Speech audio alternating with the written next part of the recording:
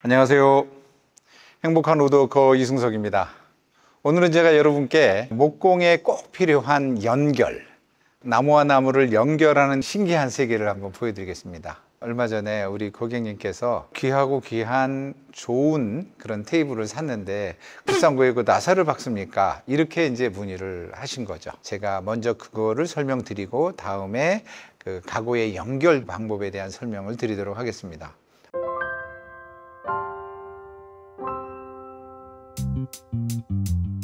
요게 지금 나사 하나입니다.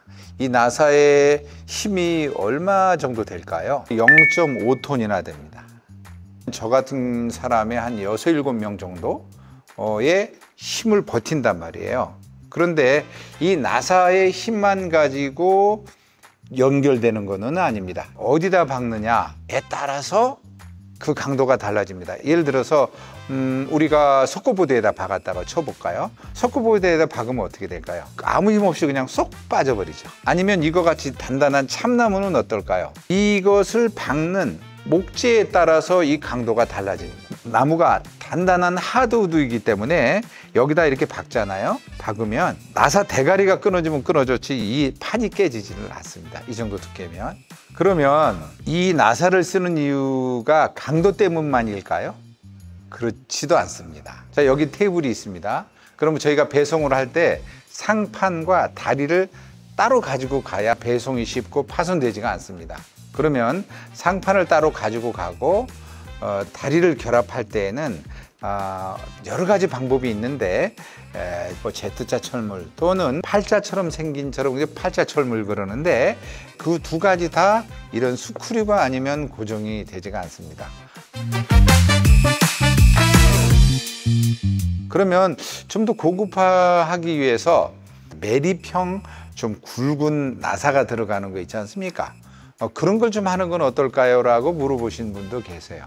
자, 거기에 나무의 특징이 좀 설명돼야 합니다.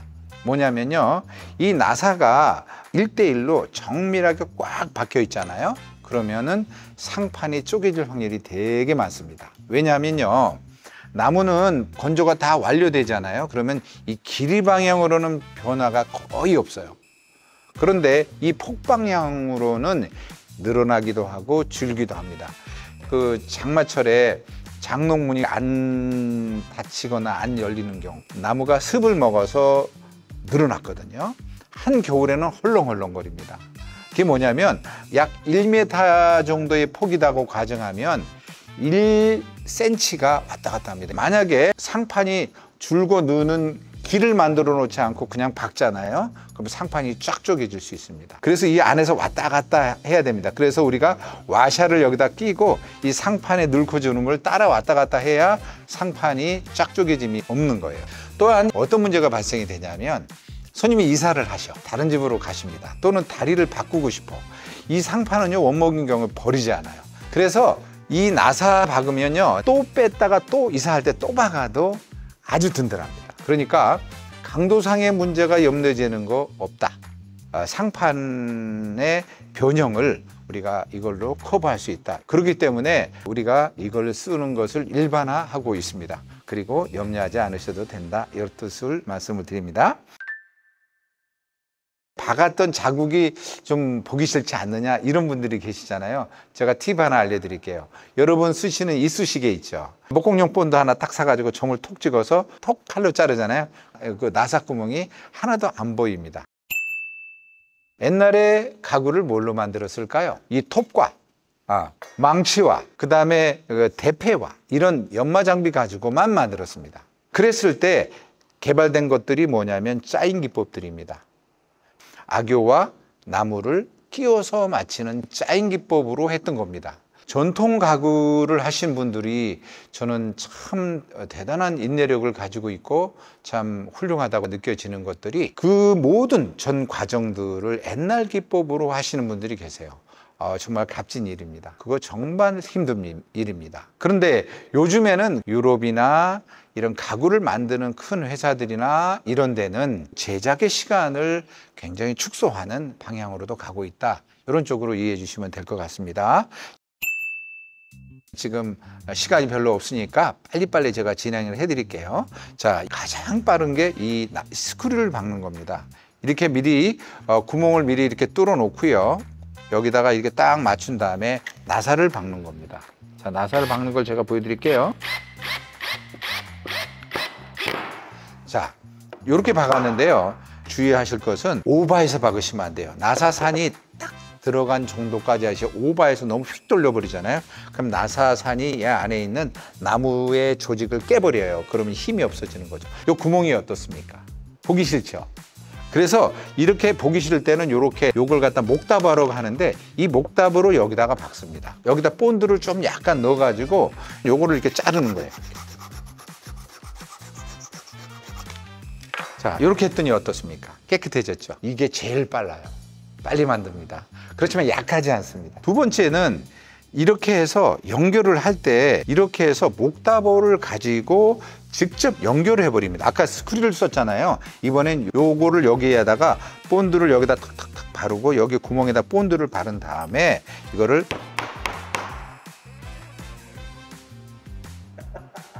이거 너무 들어가 버렸네. 준비한 게 이거밖에 없어서 제가 이걸로 그냥 진행하겠습니다.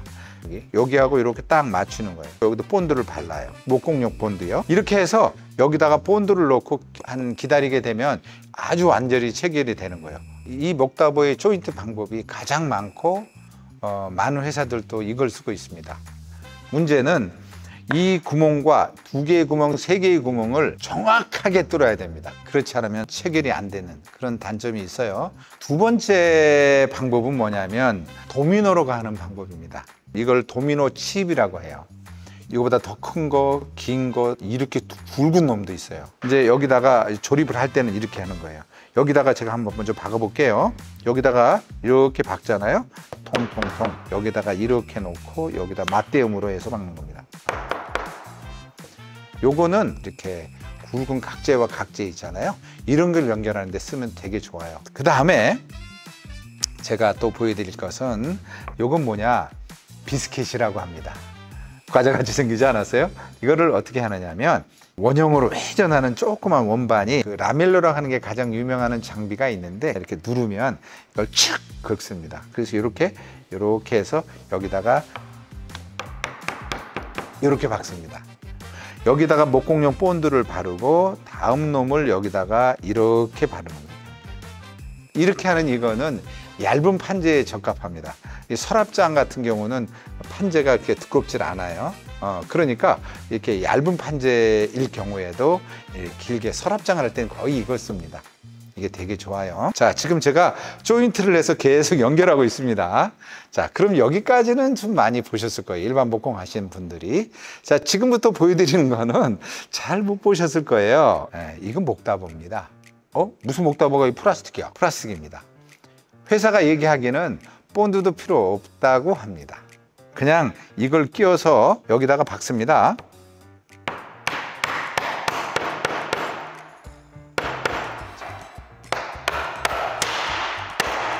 이게 끝났습니다. 못 빼요, 못 빼. 제가 한번 해보니까요. 요거 하나만 박는 게 아니라 이렇게 몇 개를 박았다. 위에서 수직으로 박으면 이거 못 뺍니다. 저는 이거는 안 씁니다. 그렇지만 갖고는 있습니다. 신기하잖아요. 예, 요거는 뭐냐? 요거는 하드웨어입니다. 줬다가 풀어야 될 경우에 연결도 있잖아요. 예를 들어 침대예요. 여기 쓰다가 저 방으로 가려고 해요. 그럼 문을 못 나가. 그럼 어떻게 해요? 풀어 헤쳐서 저 방으로 가야 돼요. 그럴 때는 맥스픽스라고 하는 도구도 있습니다. 이거는요, 이 바깥에는 이렇게 깨끗하잖아요. 깨끗한데 이 안에서 육각렌즈로 조이는 겁니다. 이거의 장점은 한 번 이렇게 휙 감았잖아요. 그러면 안 풀립니다. 진동에도 안 풀려요. 어떻게 풀리느냐? 이 화살표가 이 방향을 향했을 때만 빠집니다.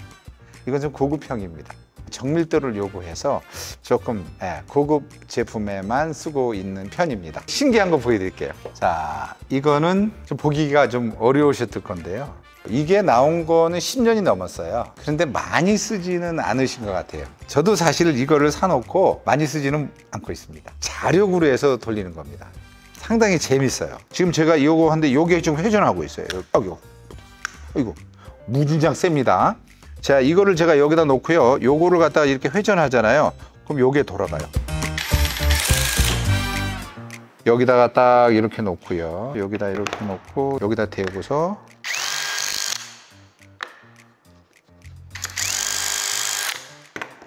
딱 끝났죠. 어우, 안에서 쪼여졌죠. 자, 요거를 제가 반대로 회전시켜 볼게요. 자, 그러면 이제 풀르고 싶어요. 빠졌죠. 이게 자석의 힘으로 요 나사와 나사를 결합하는 겁니다. 불과 100년도 안 돼 가지고 우리가 만드는 가구의 조립 방법이 엄청 많이 바뀌고 있다. 이렇게 시대가 바뀌고 있는 거죠. 소비자는 내가 정말 옛날 그 고전 방법으로 만들었던 건 그거에 대한 값을 치르셔야 될 거고, 그렇지 않고 정말 합리적인 어떤 진보된 방법으로의 목공을 했을 때는 거기에 대한 또 혜택을 보실 수도 있지 않겠나, 이렇게 생각이 듭니다. 사실 제가 갖고 있는 거에 한 50% 정도 보여드렸던 것 같습니다. 너무 길어질 것 같아 가지고 재밌는 것만 몇 개 가지고 나왔고요. 재밌게 보셨으면 좋겠습니다. 감사합니다.